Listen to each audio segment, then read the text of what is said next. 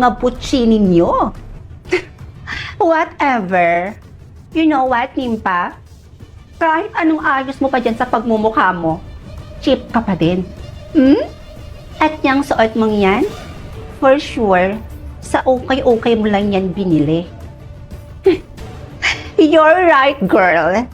Dahil alam naman natin na hindi kayang ma-afford ni Nimpa yung mga ganitong klaseng suot sa atin. Dahil mahirap lang siya. You're right, Patricia. Tama naman kayo. Hindi kami mayaman. Dahil mahirap nga lang talaga kami. At hindi ko yun ikinakahiya, Rosette. Pero alam mo, Rosette, nagagandahan din talaga ako sa'yo. Oo, ang ganda-ganda mo. Kaso nga lang, aanhin mo naman yung kagandahan kung wala naman laman yung utak. In short, boba.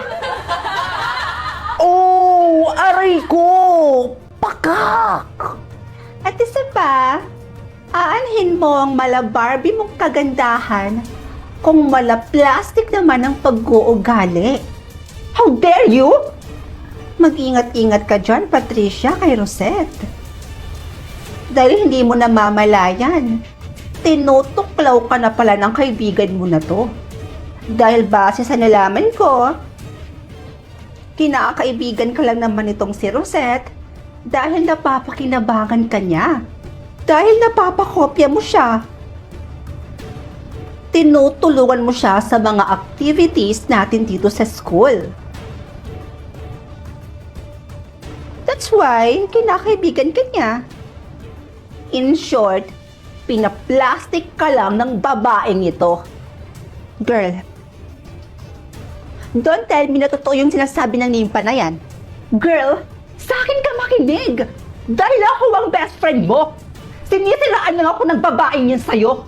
Hala, Patricia, tingnan mo. Guilty yung kaibigan mo,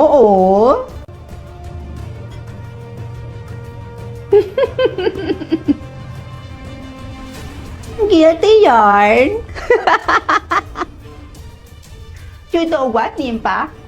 Kapag hindi ka pa nanahimik dyan, babasagin ko yung pagmumukha mo. Oo. Chill ka lang. Ito namang aso na to, tumatahol na naman. Pinipikon mo talaga ako, Walang iya ka?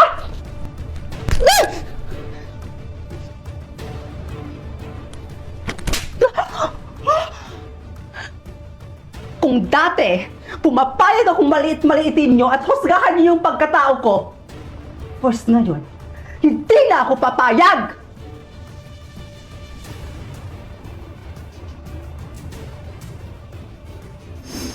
Patricia, hawakan mo nga yung babaeng yan. Hawakan mo.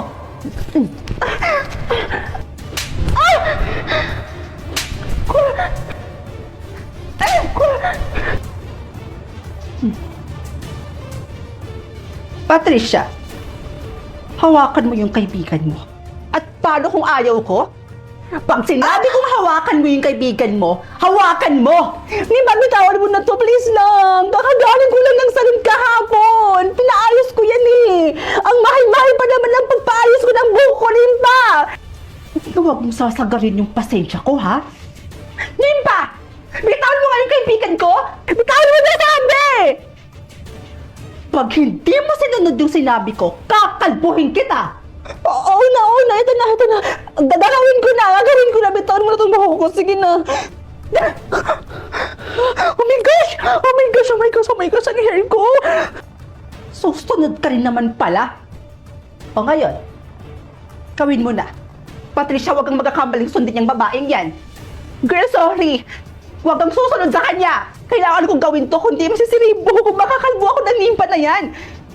Kakagaling ko lang ng salon. Sorry. Patricia, ano ba? Patricia! Maginig ka nga sa akin! Bitawan mo ako! O ano na? Ano susunod na gagawin ko? Gawin mo na kung anong gusto mong gawin para matapos na to! Wala kang kwenta, kaibigan!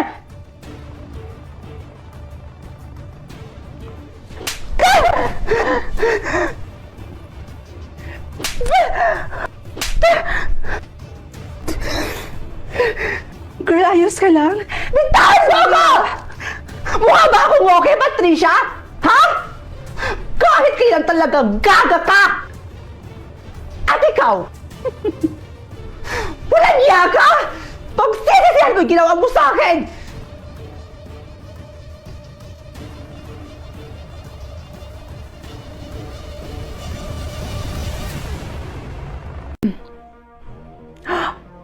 Wow! Bago to ah. Choose one. Ito yung gusto ko. Ano to? Choose one? 1 million or new phone? Ha? Dito ako sa 1 million. Mabibili ko rin naman itong new phone na to kapag nakuha ko na yung 1 million. Kaya 1 million tayo. Ha? Parang nangyari yun. Ano ba naman yan? Hanggang dito ba naman may daya? 1 million naman yung pinindot ko. Ba't naging new phone? Kakainis! Ay nako, nakakainis. Anong gagawin ko dito? May cellphone pa naman ako. Ay naku, sayang yung 1 million. Ay, pera na yun eh. Naging bato pa. Nakakainis eh. Hi, Be. Bagong phone mo yan? Oo. Bakit? Sana all may new phone. Sige nga, try mo nga sa akin, te. Picturean mo ako dito, oh. Sige. Sige. Okay lang naman. Sige, smile ka ha. Smile. 1, 2, 3. Ayan, ang ganda. Maganda ba, te? I-send mo lang sa akin, ha? Oh, te. Bakit ganyan ka makatingin sa akin? Be? Nagyoyosi ka? Hala, te. Huwag ka masyadong maingay. Baka marinig ako ni mama, mapapagalitan ako. Pero paano niyo po nalaman, te? Wala naman po akong pinagsabihan doon. Be, huwag mo nang intindihin yung sinabi ko, ha? Sige na, alis na ako. Hala. Ibang klase pala yung cellphone na to.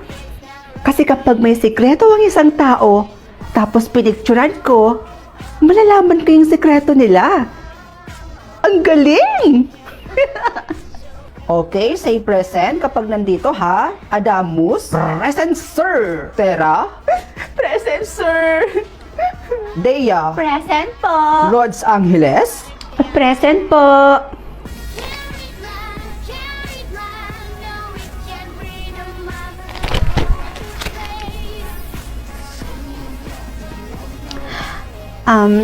Sir? Say cheese. Rods, ayun ka na naman. Ayoko nga. Sige na, isa lang po. Siya, sige na nga. Eto ha. 1, 2, 3. Ang gwapo naman ni sir. Seryoso? Sir? Yes? Crush mo ko, no? Uy, tumigil ka nga dyan. Paano mo naman nalaman yan? Wala po, sir. Excuse me lang po. Naku, crush pala ako ni sir. Hindi ko napansin yun ah. Ngayon ko lang nalaman. Ibang klase ka talaga. Uy, yung isang teacher ko yun ah. Yung pinakamataray sa lahat na naging teacher ko, si Ma'am Olivia. Picturean ko nga. Sana di niya mapansin. Rod! Ayawa. Ano yung ginagawa mo? Pinipicturan mo ba ako? Ma'am, hindi po. Ano lang po, may sino-church lang po ako dito, ma'am. May assignment po kasi ako sa isa kong subject po. Akala ko, pinipicturan mo ako.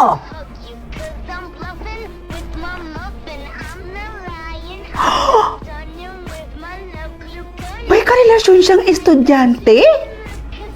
Nakakalokang tanda-tanda na may asim pa? Kakaloka? Eh, grabe no, ang ganda-ganda talaga ni Tricia, no? Ay, true. Sinabi mo pa, ang ganda-ganda talaga. Sana all, nabiyayaan ng ganyang kaganda. Mapicturean nga. Sigurado akong may sikreto din tong tinatago, no? Imposibleng wala.